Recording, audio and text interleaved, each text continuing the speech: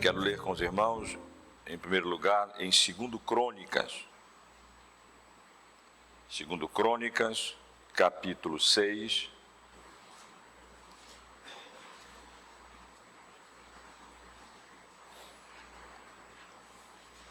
Versos 39 e 40. Versos 39 e 40.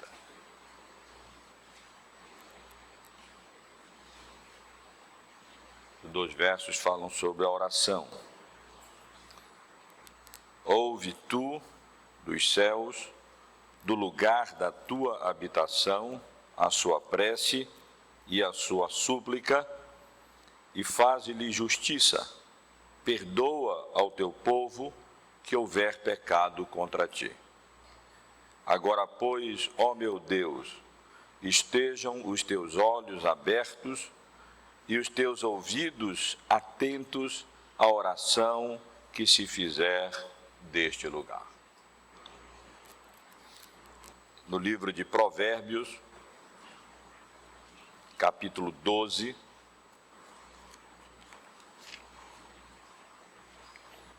verso 15.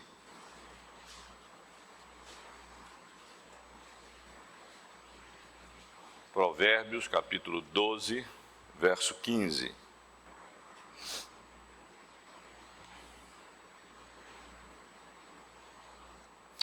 O caminho do insensato aos seus próprios olhos parece reto, mas o sábio dá ouvido aos conselhos. No capítulo 13, logo adiante, leremos o verso 10.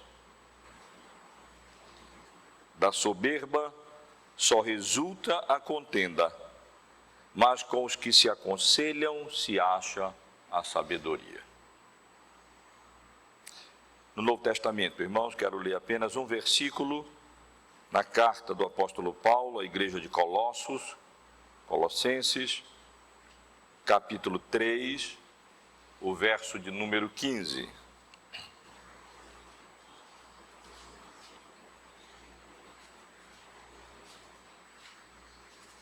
Colossenses 3, verso 15.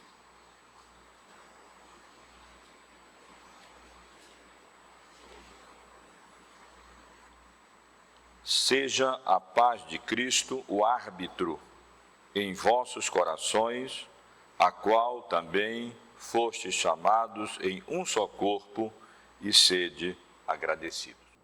Meus irmãos, eu quero dar continuidade ao estudo que vínhamos realizando antes da nossa conferência e desses 2 domingos em que passei ausente, de férias. Quero agora continuar o estudo que nós estávamos fazendo. Os irmãos lembram que estávamos estudando um tema, um assunto. Não é meu propósito expor os textos que eu acabei de ler. Pela manhã nós temos lido apenas algumas passagens bíblicas que lançam luz sobre o assunto geral que nós estamos considerando.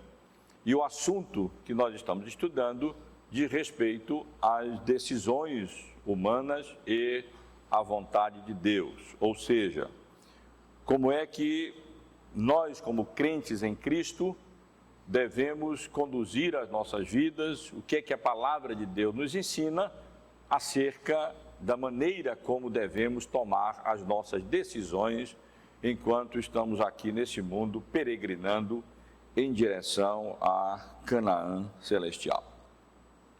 Nós já vimos aqui que, enquanto peregrinos, diariamente nós temos como crentes que tomar decisões na vida.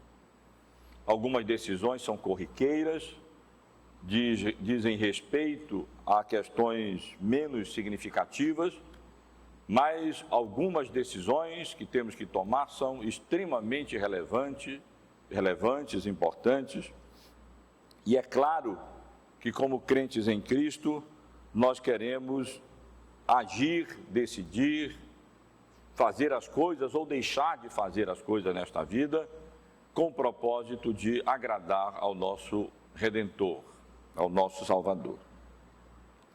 E eu estive aqui começando a estudar o assunto, sugerindo que podemos agrupar os vários pensamentos acerca dessa questão, das decisões, da direção de Deus na nossa vida, em 3 correntes gerais básicas.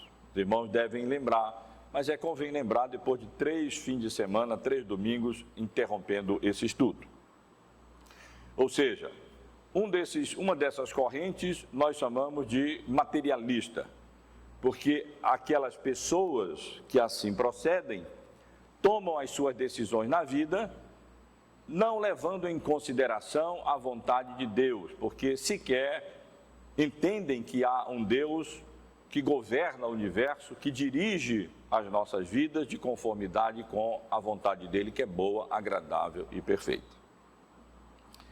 Essas pessoas decidem as coisas da vida simplesmente de maneira lógica, procurando analisar as evidências, os fatos, de acordo com as suas conveniências, gostos e interesses.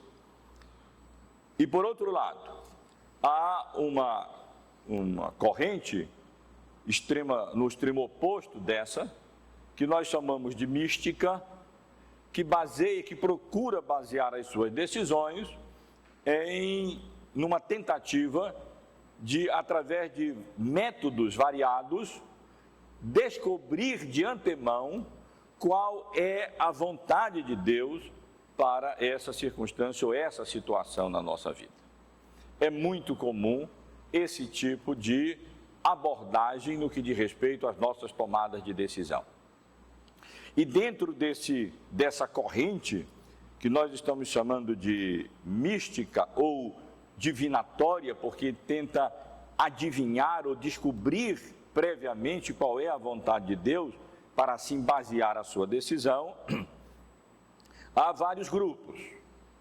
Há o grupo dos pagãos, daqueles que através de alguns métodos, como a cartomancia, necromancia e várias outras metodologias, procuram descobrir a vontade de Deus ou dos deuses para assim tomar as decisões importantes que precisam tomar na vida. Há também o grupo dos pentecostais, os evangélicos pentecostais, que também utilizam-se de métodos como sonhos, visões e revelações, para assim procurar de antemão conhecer a vontade de Deus e agir de conformidade com essa vontade, teoricamente, descoberta de antemão. E dentro dessa corrente mística ou divinatória, nós podemos incluir também evangélicos tradicionais, que, utilizando-se de outros métodos, têm em comum com os outros 2 grupos o fato de que procuram descobrir de antemão qual é a vontade de Deus para assim decidir as várias questões na vida com base nessa descoberta do que seria a vontade de Deus para a nossa vida. E nós então estamos analisando, avaliando criticamente essas 2 correntes opostas, materialista e mística, para depois então estudarmos o assunto de uma perspectiva positiva, ou seja, o que é que de fato a Bíblia nos ensina acerca de como nós devemos tomar as decisões nas várias questões em que a providência de Deus soberanamente nos coloca nessa vida.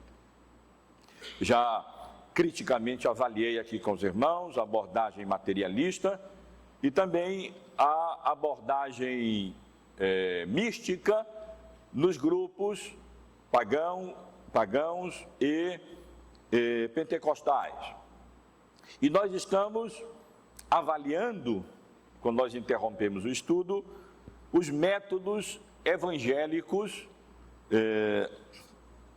utilizados nessa tentativa de descobrir a vontade de Deus e assim agir e decidir de conformidade com essa vontade teoricamente descoberta. Nós vimos que alguns desses métodos devem ser rejeitados.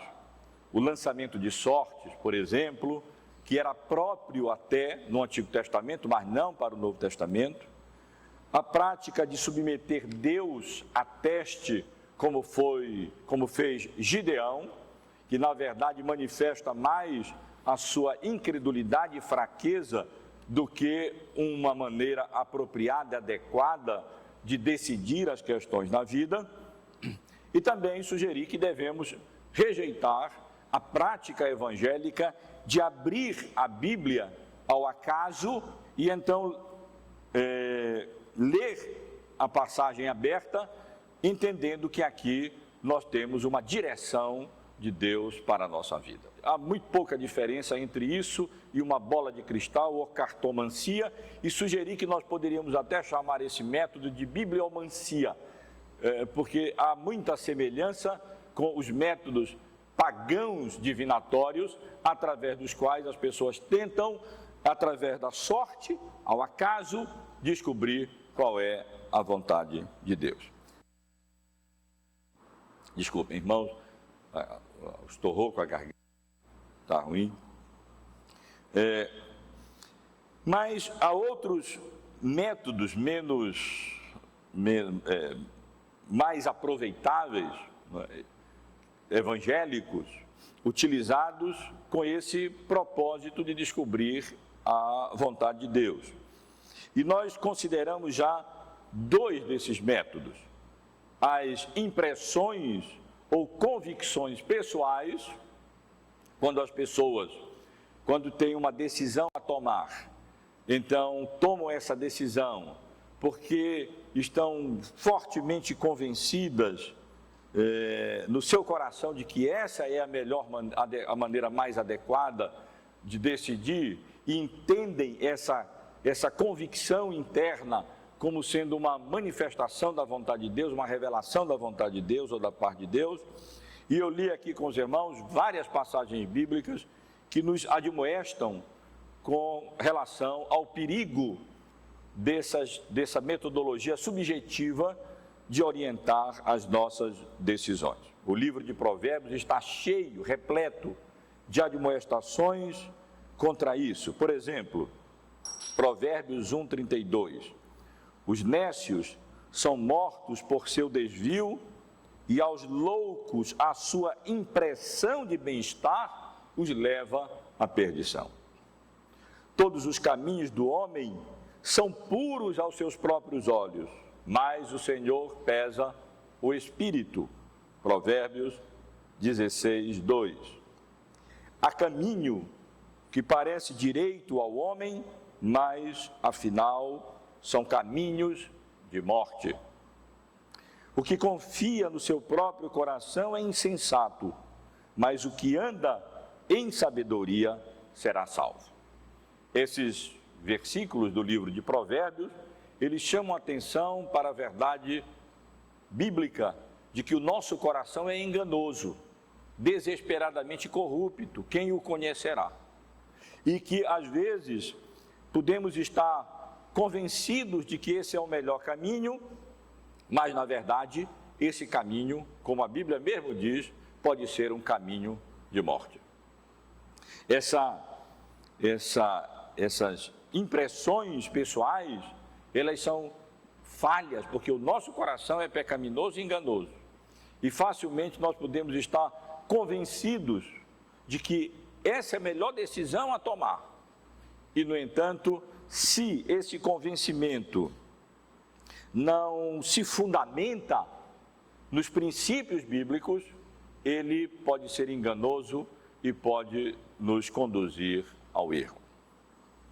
E eu também, no último domingo em que estivemos estudando o assunto, avaliei o método que se costuma chamar de portas abertas ou portas fechadas para orientar as nossas decisões, ou seja, as circunstâncias especiais.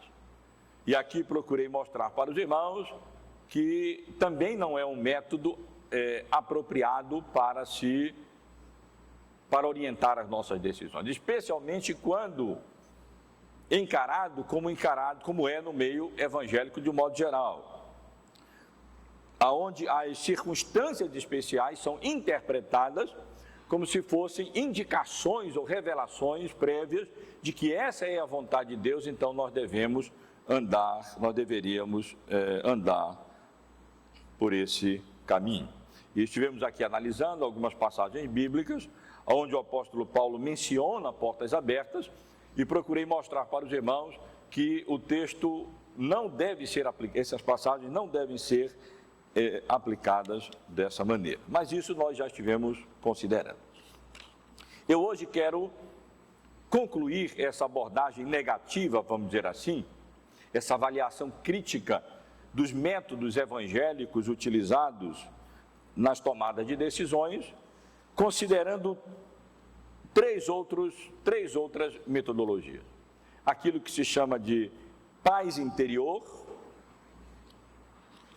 a oração, vejam bem, como utilizada nesse sentido, e a opinião ou o conselho de outras pessoas. É claro que essas três metodologias, elas têm um papel positivo, mas não como empregadas no meio evangélico. Por exemplo, a questão da paz interior. Esse é um outro método subjetivo, frequentemente empregado de maneira revelatória, na tentativa de se descobrir previamente qual é a vontade de Deus. Trata-se de um método semelhante às impressões ou convicções pessoais que nós já estivemos considerando aqui, e aquilo que eu disse com relação a essa outra metodologia também se aplica a essa questão da paz interior ou a paz de Cristo. A ideia no meio evangélico é mais ou menos a seguinte, e é comum nós ouvirmos coisas dessa maneira. Bom, eu tenho uma decisão a tomar, e então tomo essa decisão porque eu estou em paz para tomar essa decisão. É extremamente comum esse argumento para tomarmos para orientar as nossas decisões nessa vida. A ideia de que nós estamos em paz. E é muito comum nós ouvirmos frases mais ou menos como essas. Tive plena paz para tomar essa decisão. Ou então, estou em perfeita paz para fazer isso. Ou, estou em paz com a decisão que eu tomei.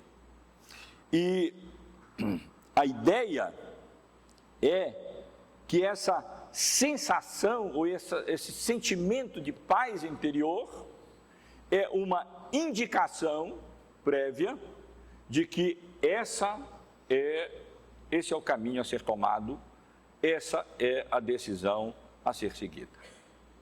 Ou então, ou se não de maneira prévia, de maneira simultânea ou posterior. Tomei a decisão e agora eu me sinto em paz, e essa sensação ou este sentimento de paz é interpretado ou encarado como sendo uma indicação de que a decisão tomada ou a tomar, ela é a decisão apropriada.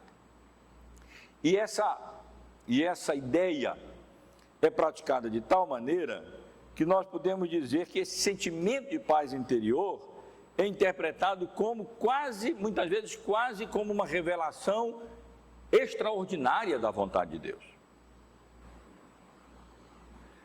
Isso é assim, tanto é assim, que mesmo quando as pessoas são confrontadas com evidências bíblicas contrárias, ainda assim, elas se sustentam a sua decisão no sentimento de que, não, mas eu estou em paz com a decisão que eu tomei. Ainda que, muitas vezes, confrontadas com orientações ou conselhos sábios de pessoas mais maduras, colocadas em posição de autoridade sobre a pessoa, como um pai, uma mãe. Por exemplo, muitas vezes, esse sentimento, essa sensação de paz interior, ou da paz de Cristo, como é chamado muitas vezes, é tão encarado de maneira tão próxima de uma revelação, que ainda assim a pessoa se sustenta, não, mas eu estou em paz com a decisão que eu tomei. A decisão pode estar indo de maneira contrária e evidente a todas as circunstâncias em que a providência de Deus mostra na vida, as indicações da própria palavra de Deus, a orientação das pessoas maduras, mas ainda assim, aqui e ali, esse sentimento, essa sensação de paz interior é reivindicada como se fosse uma revelação da vontade de Deus, porque sustentada apenas nisso, independentemente dos princípios bíblicos, dos conselhos das pessoas mais sábias ou das próprias circunstâncias em que a providência de Deus nos coloca nessa vida. A base bíblica, a suposta base bíblica para a utilização da paz de Cristo como um meio para nos conduzir às nossas decisões, se encontra na passagem que eu li com os irmãos, que eu gostaria que os irmãos abrissem a Bíblia, em Colossenses, no capítulo 3, no versículo 15. Aqueles que argumentam em favor da utilização desse método de descobrir a vontade de Deus para orientar as nossas decisões, utilizam muitas vezes esse versículo. Seja a paz de Cristo o árbitro em vossos corações, a qual também fostes chamados em um só corpo, e sede agradecidos. Mas, irmãos, trata-se de uma interpretação equivocada dessa passagem bíblica. E eu posso explicar aos irmãos a razão desse equívoco. É que paz, tanto na Bíblia, no hebraico, shalom, no grego, eirene, ou mesmo na nossa língua portuguesa, tem sentidos variados. De modo geral e de maneira simples, nós podemos falar de paz interior e de paz exterior.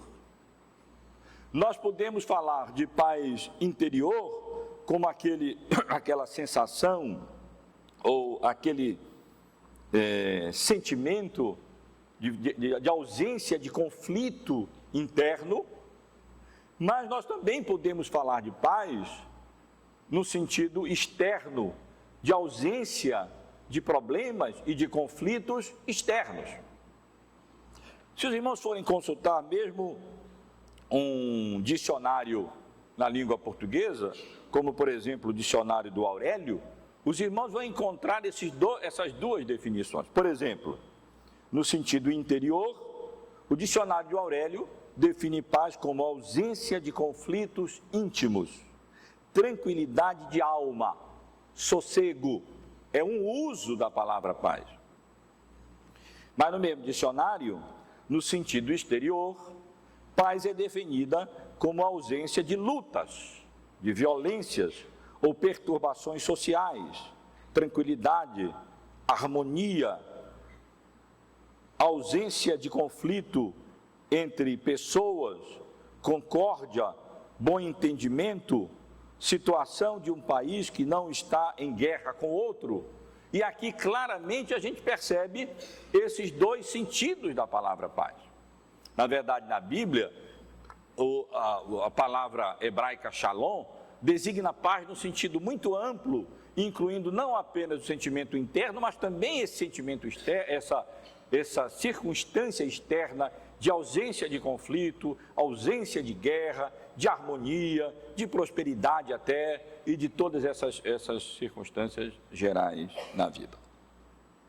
A questão, portanto, exegética, quando nós encontramos um versículo bíblico como esse, seja a paz de Cristo árbitro em vosso coração, a qual também fostes chamados em um só corpo, e sede agradecido, aqui a referência é a paz interna essa ausência de conflito interior, esse sentimento de sossego e de harmonia interior, ou a paz externa, essa ausência de conflito entre pessoas, essa harmonia entre as pessoas. E, meus irmãos, parece que o contexto em que essa passagem se encontra, a nossa regra principal de interpretação bíblica, deixa claro que aqui a referência não é a paz interior, mas a paz exterior. Se os irmãos observarem, os irmãos podem observar esse capítulo, os irmãos podem notar que no capítulo como um todo, o apóstolo Paulo está exortando os membros da igreja de Colossos a mortificar a natureza terrena deles. E a partir do versículo 8, os irmãos podem acompanhar, o apóstolo Paulo aplica essa exortação aos relacionamentos humanos, exortando os membros da igreja de Corinto a se desvencilharem da ira, da indignação, da maldade, da maledicência, da mentira, etc. Acompanhem. No versículo 11, o apóstolo Paulo ressalta a unidade cristã. Ele lembra à igreja que não deve haver distinção racial, cultural, pois todos são um em Cristo, onde não pode haver grego, nem judeu, circuncisão nem incircuncisão, bárbaro, cita, escravo, livre, porém Cristo é tudo em todos. E no versículo 12, o apóstolo Paulo exorta os membros da igreja a cultivarem como eleitos de Deus a misericórdia, a bondade, a humildade, a mansidão, a longanimidade. E logo no verso seguinte, o versículo 13, ele recomenda a tolerância, o perdão mútuos, dizendo: suportai-vos uns aos outros, perdoai-vos mutuamente, caso alguém tenha motivo de queixa contra outrem. E no verso 14, o verso anterior ao versículo que nos interessa, o versículo 15, o amor fraternal é apresentado como vínculo da perfeição nas relações cristãs. Finalmente, então, irmãos, é que nós chegamos no versículo 15, onde a paz de Cristo, ou seja, a paz cristã ou a paz que Cristo produz, nesse caso, claramente a ausência de conflitos mútuos entre os membros do corpo de Cristo é apresentada como juiz da nossa conduta, pois nós fomos chamados por Cristo para vivermos em paz e em união com Cristo. Se os irmãos observarem, portanto, todo esse contexto, nada aqui aponta para a ideia de paz interior, como se o apóstolo Paulo estivesse falando desse conceito de paz como sendo essa harmonia interior, essa ausência de conflito interior, mas no capítulo todo, e à medida que vai se aproximando do nosso texto aqui, versículo 15, cada vez mais fica claro que o apóstolo Paulo está tratando, sim, daquela paz entre irmãos, aquela paz que decorre da unidade cristã, da ausência de ira, de indignação, de maldade, de maledicência, de linguagem ruim, da mentira. É disso que o apóstolo Paulo está falando. Na verdade, o que ele vem falando aqui, o que ele vem tratando aqui é exatamente dessa ausência de conflito entre pessoas. Isso é que é um árbitro. Isso é que indica que nós, de fato, estamos andando de conformidade com a vontade de Deus. Essa ausência de confusão, de conflito, de maledicência entre irmãos em Cristo, a unidade cristã, independentemente de cultura ou raça ou gênero, homem, mulher, ou qualquer situação dessa natureza. Então, meus irmãos, a utilização desse versículo 15, seja a paz de Cristo, desculpem, o árbitro, em vossos corações, como sendo uma metodologia, utilizando-se no sentido de que, bom, então no meu interior eu tenho paz em tomar essa decisão, primeiro, não faz justiça à passagem bíblica que nós encontramos aqui, porque aqui nós não estamos falando de paz interior. O apóstolo Paulo está falando, sim, da ausência de conflito na igreja, e não tem nada a ver com isso, e na verdade trata-se de uma metodologia extremamente subjetiva, e várias outras coisas podem tirar a nossa paz, a própria ansiedade no que diz respeito a tomar uma decisão importante, e nos afeta no que diz respeito a isso, e em consequência disso nós rejeitamos a ideia de que nós devemos utilizar essa sensação de paz interna ou interior como sendo uma indicação de que essa é a vontade de Deus a ser tomada numa determinada situação. Na verdade, nosso coração é enganoso. E quando nós queremos uma coisa e nós estamos inclinados a esta coisa, nós vamos encontrar, entre aspas, paz no nosso coração e ficar, entre aspas, em paz no nosso coração, quando nós tomamos a decisão dentro daquilo que é o esperado, dentro daquilo que nós estamos desejando ou querendo, na verdade, que aconteça, ou tomarmos essa decisão, ou ainda quando nós decidimos dentro daquilo que é mais confortável para a nossa vida, dentro daquilo que vai acarretar menos mudanças, menos transtornos na nossa vida, então facilmente nós ficamos com uma sensação de paz. Mas isso não significa que não devemos interpretar isso como sendo uma indicação de que esta é a vontade de Deus para a nossa vida. Outra metodologia evangélica para se descobrir a vontade de Deus é a oração. Mas deixa eu explicar. É claro que não há nada de errado com a oração. É claro que a oração é muito boa.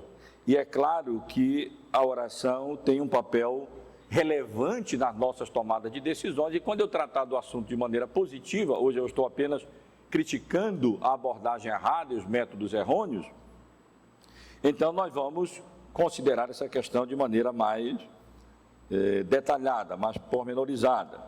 Mas é evidente, eu posso adiantar, que a oração tem um papel relevante, porque através da oração o nosso caráter pode ser amadurecido, a nossa sabedoria e o nosso discernimento aumentado para tomarmos as nossas decisões, e a nossa própria disposição para obedecer é fortalecida através da oração. Mas isso é uma coisa. E a maneira como muitos evangélicos utilizam ou fazem referência à oração como método para se descobrir a vontade de Deus nas suas tomadas de decisões é outra coisa completamente diferente. Por que eu digo isso? Porque a ideia que se percebe no meio evangélico, se lê e se vê e se ouve no meio evangélico, é de que, de alguma maneira, na oração, não apenas nós falamos a Deus, mas Deus nos fala. Essa mais ou menos é a ideia que existe no meio evangélico. Então nós temos uma decisão a tomar, é uma decisão relevante na vida, nós vamos para o nosso quarto, nós vamos orar, e Deus então vai nos responder à oração e vai nos revelar de alguma maneira qual é a vontade de Deus. Então eu vou sair dali e vou saber qual é a decisão a ser tomada, porque Deus nos falou através da oração. A linguagem utilizada é essa, Deus nos falou através da oração. Mas, meus irmãos e irmãs, o problema com essa ideia é que isso contraria a própria teologia bíblica da oração.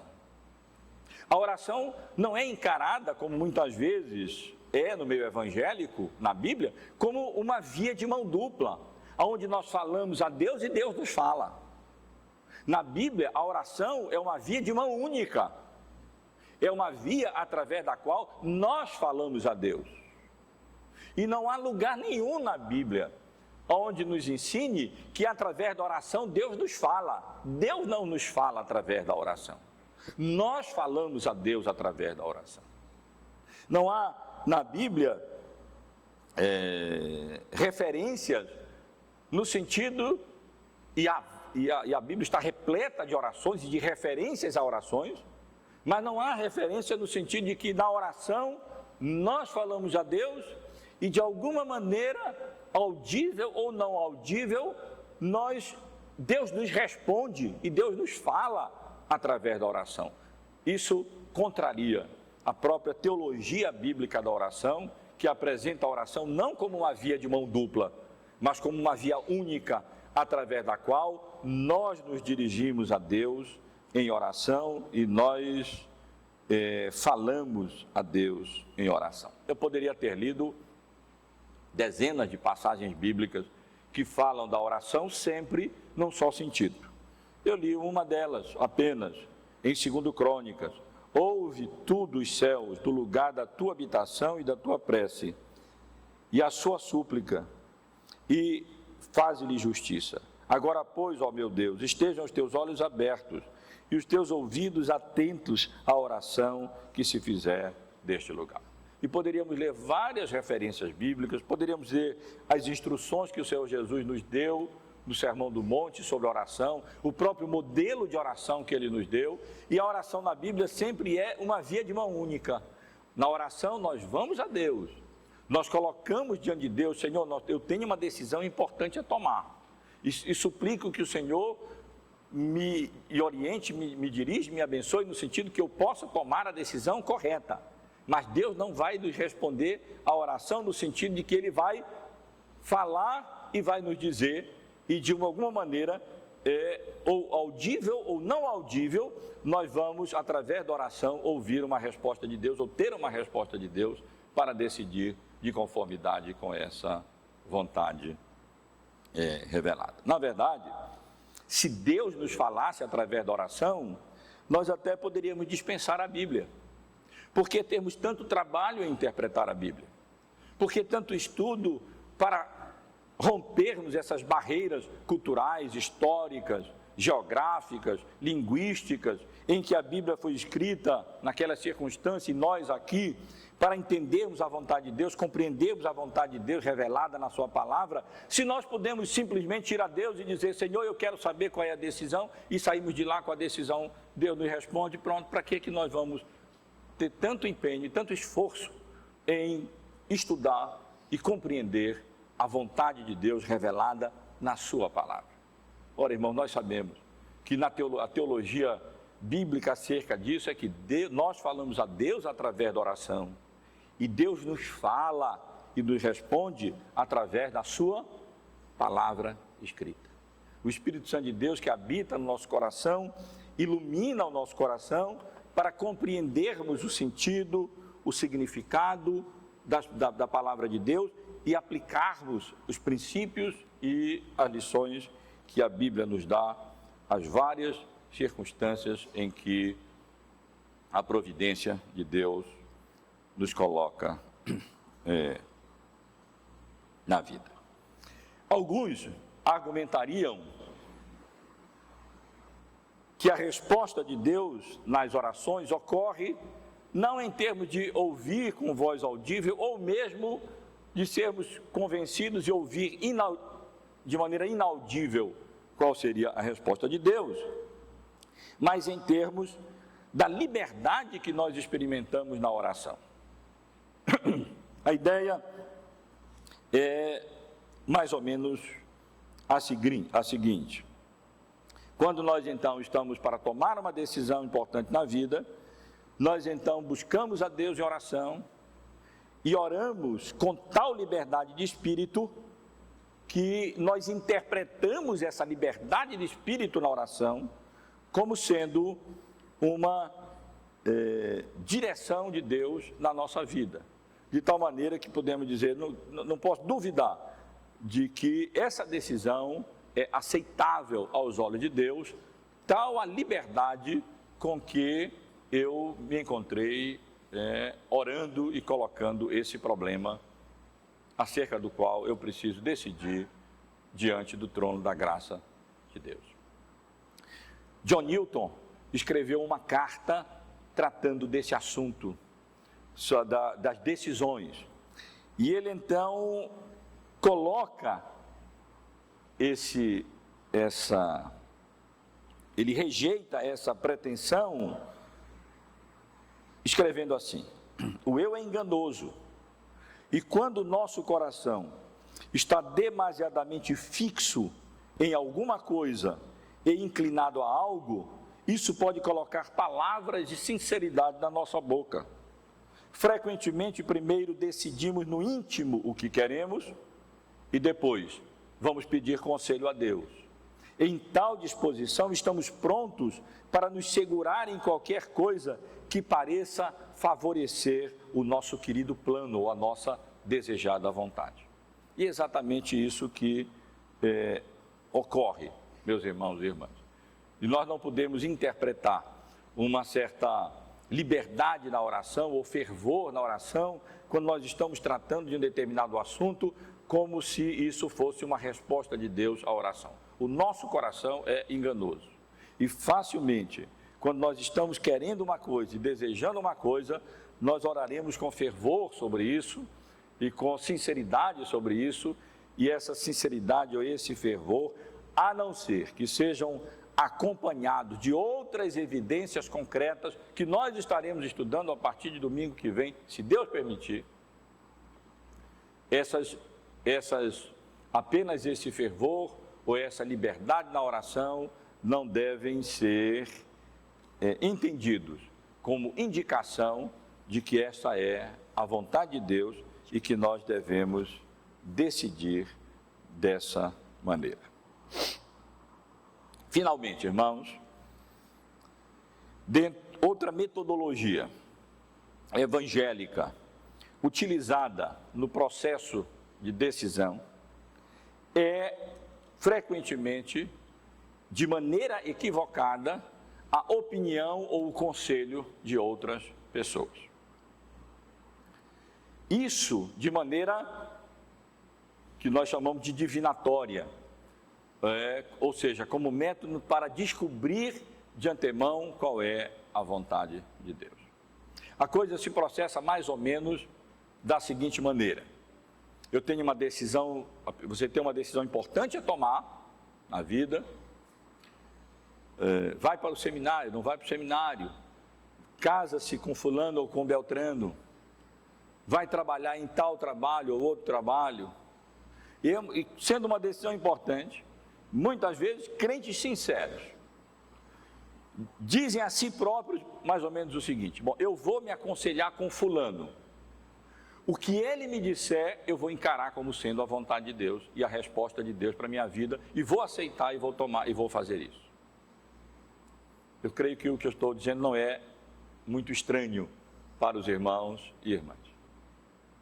Decisão a ser tomada é séria, é grave, e então a ideia é: eu vou a fulano e eu mesmo elejo fulano ou beltrano ou cicrano e vou encarar a opinião dele ou o conselho dele ou dela como sendo a vontade de Deus, uma indicação prévia da vontade de Deus. Observem que a ideia geral por trás é a mesma, e vou aceitá-la e vou me submeter a ela como sendo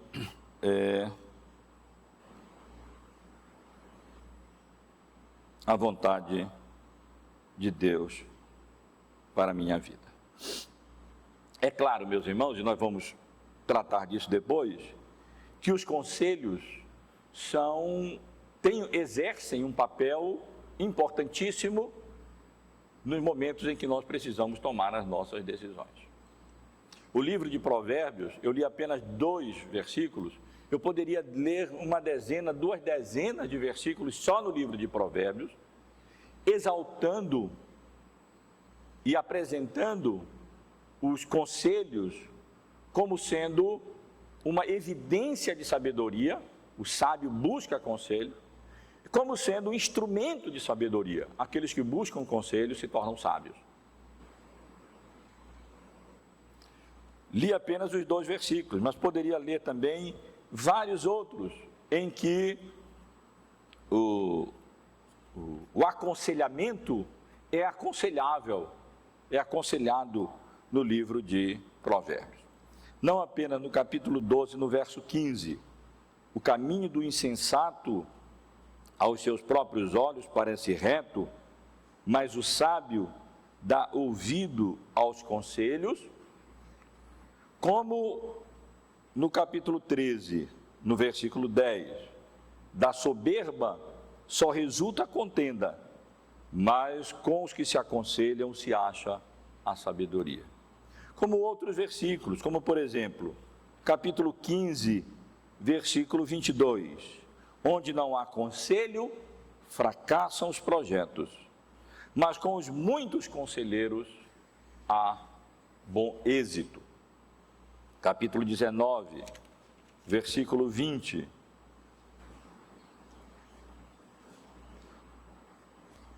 Ouve o conselho e recebe a instrução, para que sejas sábio nos teus dias por vir. E ainda no capítulo 20, versículo 18, só para citar algumas dessas passagens: os planos mediante os conselhos têm bom êxito, faze a guerra com prudência. Esses versos todos, irmãos e irmãs, eles ressaltam o papel e a importância dos conselhos, dos bons conselhos, no nosso processo de decisão. Os conselhos nos ajudam a compreender melhor a situação em que nos encontramos. Às vezes, não estamos discernindo bem o problema, compreendendo bem a situação. Nos falta maturidade para isso. E às vezes nós estamos de tal maneira tão envolvidos que outras pessoas mais sábias, mais maduras, um pouco de fora, podem ver melhor e nos ajudar a compreender melhor e a ver melhor a situação e o problema. Os conselhos podem nos ajudar a perceber melhor os nossos próprios dons, a nossa própria capacidade ou falta de capacidade, coisas que nós temos às vezes dificuldade para ver.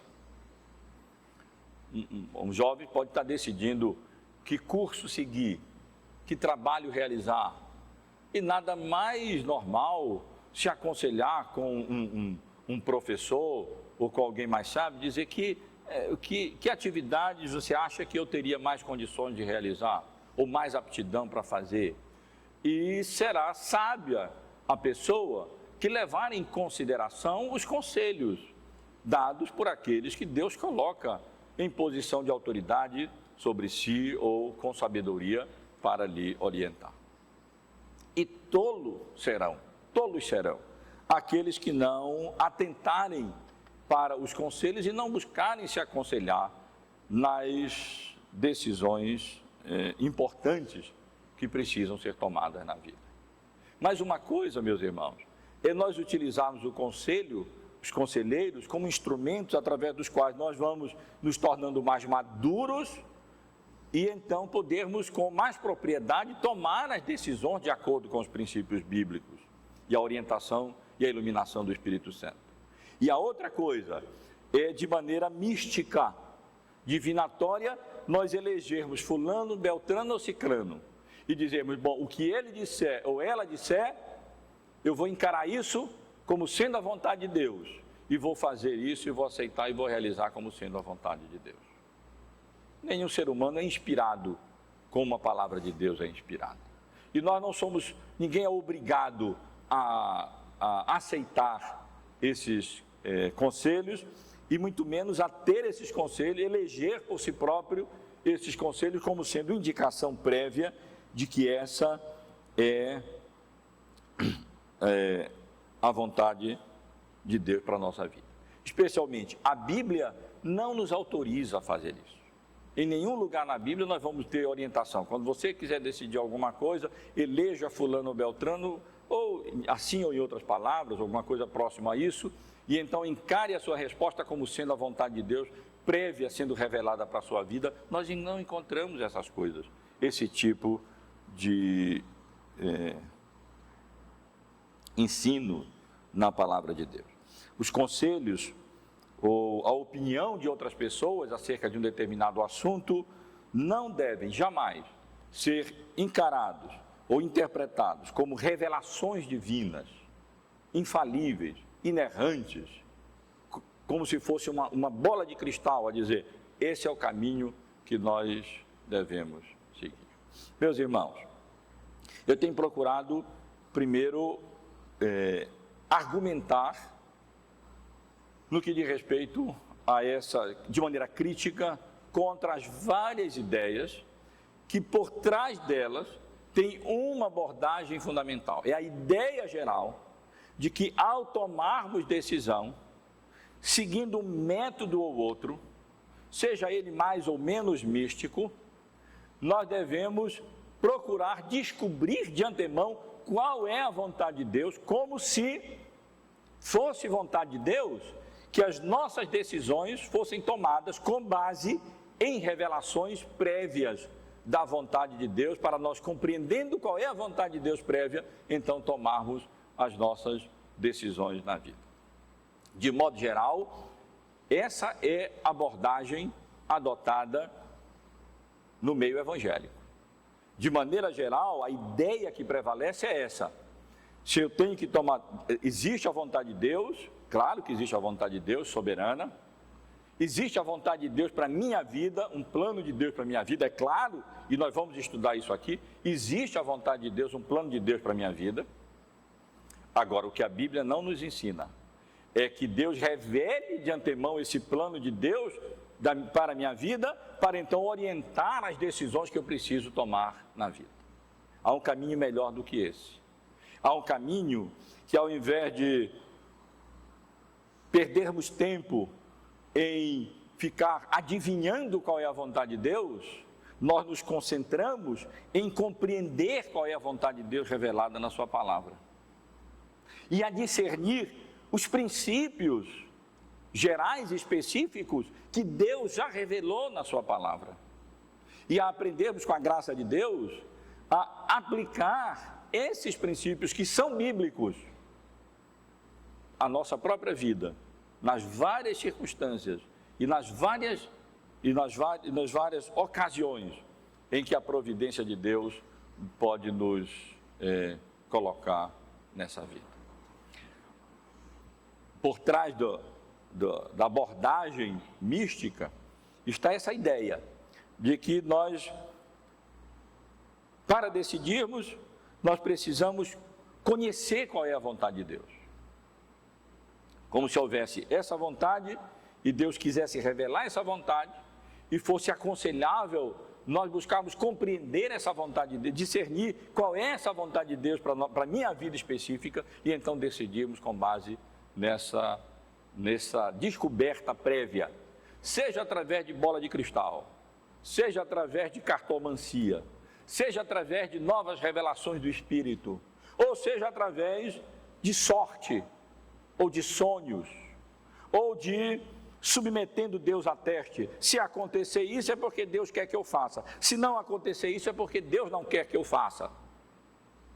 Ou mesmo através dessas outras metodologias evangélicas mais tradicionais e mais conservadoras, que embora exerçam, sim, um papel no nosso processo decisório, não é esse o papel que eles, da maneira como eles interpretam, utilizando-se ou a oração, de uma maneira que não é bíblica, como sendo uma via de mão dupla, ou os conselhos, como se fosse uma manifestação inerrante, infalível da vontade de Deus, eleita de antemão por nós, como se assim fosse, ou a paz de Cristo, a paz interior, como se fosse uma maneira infalível de orientar as nossas decisões nessa vida.